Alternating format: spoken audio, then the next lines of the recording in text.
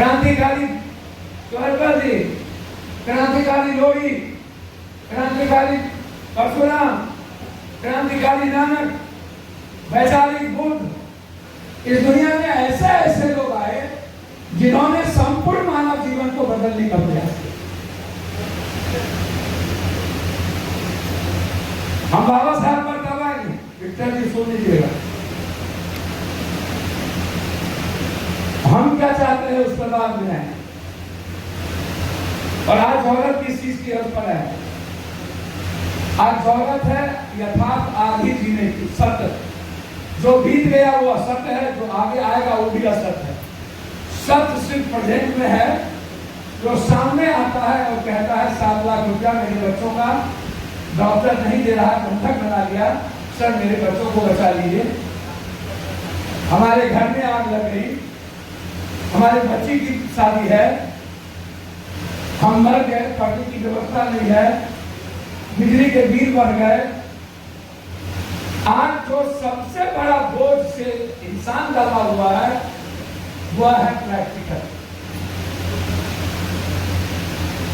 और राजा महाराजा नेता वो होते हैं जो अपने प्रजा को हर तरह के बंधन से मुक्त कर सके, हर तरह के बोझ और दबाव से मुक्त कर सके, हर तरह के आर्थिक बोझ से मुक्त कर सके। आज यदि सबसे ज्यादा डर इंसान को किसी चीज की है वह है गरीबी से,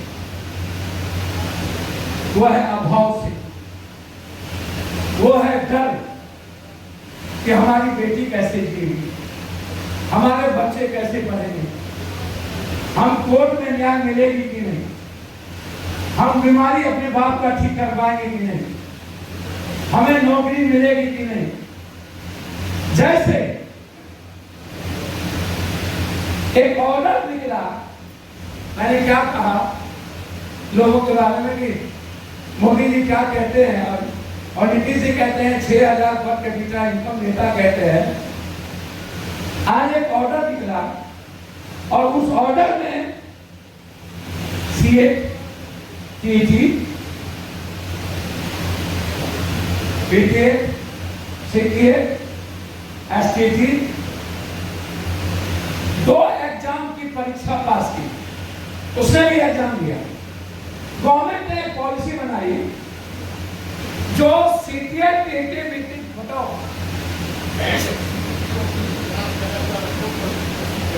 नहीं पहले सुनिए, गवर्नमेंट की पॉलिसी पहले क्या बनी वो जानिए। पहले पॉलिसी बनी कि सीटीए पास करने वाले को हम नियुक्ति पत्र दें। जो प्रतियोगिता उससे भी एग्जाम दिया गया। एग्जाम लेने के बाद 4 साल तक हम इंतजार किए। उठिए मोहन मंडल जी, और आप भी, बुढ़ापा 85 वर्ष के बाद आता है, मैं भी 60 का होने चला और 90 वर्ष तक लड़ूंगा। अब तब हम सारी व्यवस्था को चेंज करके मरेंगे। अब कहाँ है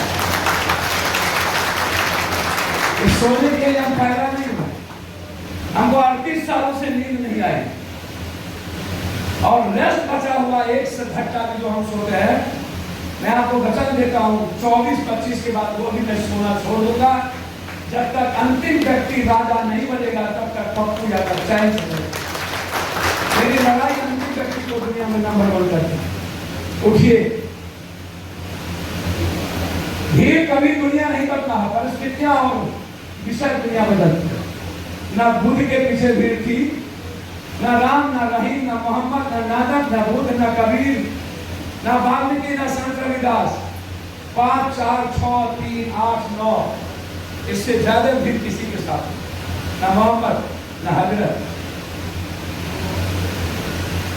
आप मेरे हिस्से हो सकते हैं लेकिन मैं भीड़ का इंतजार नहीं करता।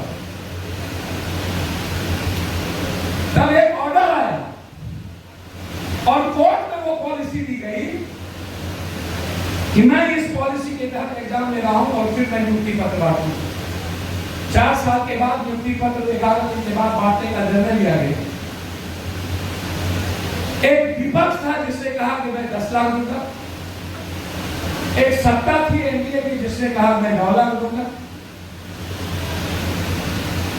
6 महीने के अंदर कई पॉलिसी के बाद एक पॉलिसी बदली और वो पॉलिसी में सीटीएस से लेकर के ये शिक्षक नियुक्ति की बात है। जब नियुक्ति पत्र देने की बारी आई तो गवर्नमेंट कहती है नहीं, अब मैं रिटर्न एग्जाम हूं। पप्पू यादव का कहना यह था 15 साल पहले, ओरल और इंटरव्यू पर आप किसी को बेहतर टीचर नहीं बनाएंगे, आप यूपीएससी के तहत एग्जाम लेके टीचर बने। लेकिन ये बात मैं 20 साल पहले कहा था। जो बात आप 20 साल बाद रिटर्न की कह रहे हैं, जिसमें आपने नदियों संविदा सब दे दी और स्कूल में गरीब को छोड़ किसी के बच्चे पढ़ने नहीं जाते हैं, ना पप्पू यादव का, ना डॉक्टर का, ना अच्छे किसान का, ना दलाल का, ना अपराधी का, ना माफिया का, ना कलेक्टर का, सिर्फ गरीब का बेटा जाता है, जहां पर यह कहा जाता है कि शिक्षक से कौन पढ़ेगा। अब मैं आपको बताने जा रहा हूं, जब आप रिटर्न एग्जाम देंगे और 4 साल के बाद तो क्वेश्चन कौन करेगा? पदाधिकारी और कोचिंग माफिया। मैं पत्रकार जी आपसे एक बात पूछना चाहूंगा, आज यदि किसी आईएएस और यूपीएससी के जीनियस को, जिसकी एग्जाम नौकरी 25 साल हो गई, और उसको कहे कि तुम्हें फिर एग्जाम देना है, तो क्या वो आईएएस बन पाएगा? एक यदि वो टीचर को कहता है कि तुमको देना है और क्वेश्चन बनाने वाला कोई और होगा 4 साल तबाह करने के बाद, और रिटर्न में सेंटर मैनेज आप करेंगे, क्वेश्चन आप बनाएंगे, मिडिल क्लास और गरीब के बच्चे 80 से 90% निकल जाएंगे और पप्पू यादव का पैसा वाला बच्चा आ जाएगा। तब आप बोलिएगा हमने तो आपसे एग्जाम लिया था, आप फेल कर गए, इसमें मेरा क्या दोष? तो तीसरी सबसे महत्वपूर्ण बात, कि लगातार बिहार के स्कूल के टीचर को, सरकारी स्कूल के टीचर को गाली पड़ती है, ये अच्छे टीचर नहीं।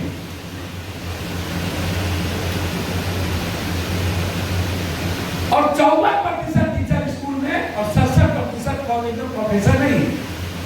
साइंस के लगभग 72% टीचर स्कूल में नहीं, इकोनॉमिक्स के नहीं, सोशल साइंस के नहीं मिलते।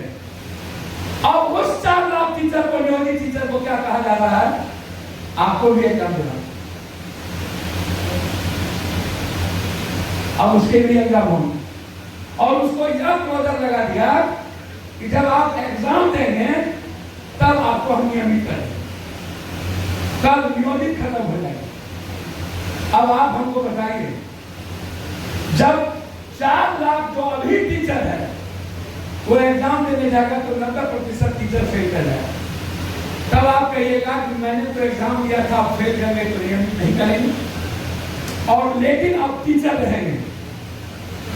तो जब आप अभी गाली दे रहे हैं और एग्जाम के बाद फेल करके उसको टीचर रखिएगा, तो भारत के लोग बिहार के टीचर को बोलेगा कि साला हम कहते थे ना कि सारा लोग कोई भी पढ़ाता है, और टीचर पप्पू यादव के बाप को और भाई को टीटी डाल पड़े।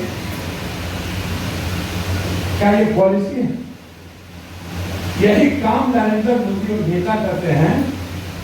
पप्पू यादव का कुत्ता 80,000 और मेरा 4 घोड़ा 60,000 रुपया महीना का लगभग चारा खाता है, और हिंदुस्तान का 90% लोग 6,000 रुपया, जबकि मैं जितना जांच किया हूं वर्ल्ड में, भारत के गरीब की व्यवस्था मंथली 4,833 या 34 रुपया पड़ता है। यदि मैं सरकार की बात मानूं 6,000 रुपया पर कैपिटा इनकम, मैं सरकार से जानना चाहूंगा, क्या नेता का बेटा और नेता का परिवार, दलाल और अपराधी का परिवार क्या 6,000 में अपनी जिंदगी जी सकता है? और आप ये बताइए, क्या ये आम आदमी के लिए गाली नहीं है? क्या ये मिडिल और गरीब आदमी के लिए गाली नहीं है? क्या ये किसान, पटेदार, बंधुआ मजदूर, दयाली मजदूर के लिए गाली नहीं है? जब नरेंद्र मोदी जी आप कहते हैं कि 85 करोड़ लोगों को मैं 10 किलो आटा और 15 किलो चावल देता हूं, क्या ये हिंदुस्तान के 85% लोगों के लिए गाली नहीं है? और दुनिया कहती है कि खराब भारत है भारत, हमारे ही टैक्स के पैसे से हमें ही आटा चावल देके हमको मां बहन की गाली सुनाते हैं। क्या ये इक्वालिटी, क्या ये सोशल जस्टिस है? क्या इस देश में सोशल जस्टिस की सरकार नहीं आएगी? क्या देवेगौड़ा गुजरात की सरकार नहीं थी? क्या मुलायम सिंह डिफेंस मिनिस्टर नहीं थे? फिर अहिर रेजिमेंट और भीम रेजिमेंट क्यों नहीं बना? किंग मेकर जी लालू जी नहीं थे? फिर जाति जनगणना क्यों नहीं हुई? फिर 72% आरक्षण दलित और दलित पिछड़ों की तो तभी सोचते भी थे कि उसको अस्टाली ने बढ़ाया। ये सवाल उस पर लालू यादव, मुलायम सिंह, रामविलास जी क्या दोनों दबने के सभी के नायक कहते हैं, तभी चेंज क्यों नहीं किए? जब सवाल उठा था निजी क्षेत्र में आरक्षण की, जब सवाल उठा था कॉलेजियम का, आर्मी में कॉलेजियम, लोगों ने खारिज कर दिया, आर्मी में कॉलेजियम नहीं होगा। इसके लिए कौन सा संविधान की जरूरत थी? नागेंद्र त्यागी जी 40,000 रुपया महीना लोगों को संविधान बता देता, 6,000 रुपया महीने वाले आपकी किताब पढ़ने के लिए नहीं बैठे। भूखे पेट भजन नहीं होता नागेंद्र त्यागी, वो अपने बच्चों की रोटी के लिए जाता है, वो धरना पर नहीं बैठेगा। एक दिन वो चला गया तो उसके बच्चे बिलख के मर जाएंगे। तालिबां बजाइए। संविधान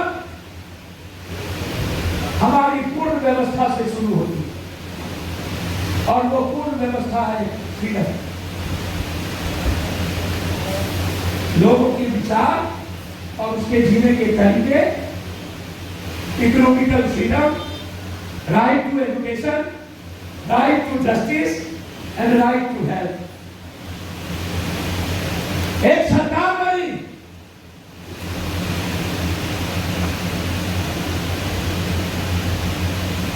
वह सरकार को चाहिए था भारत की जो सबसे पहले सावित्रीबाई फुले, महात्मा ज्योतिबा फुले, सबने मिलकर एक बात कही थी कि इस देश के आम आदमी पर बोझ नहीं डाला जाए अर्थव्यवस्था की।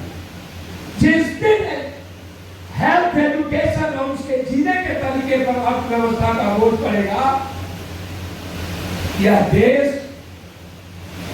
कोलैप्स कर जाएगा। इसको आप ध्यान दीजिए, यह देश नहीं बचेगा।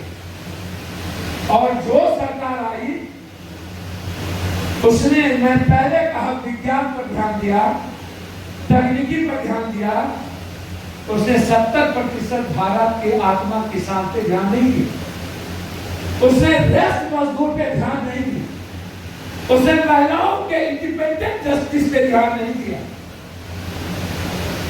उसने यूथ के कंप्लीट रिसोर्सेज पर ध्यान नहीं दिया।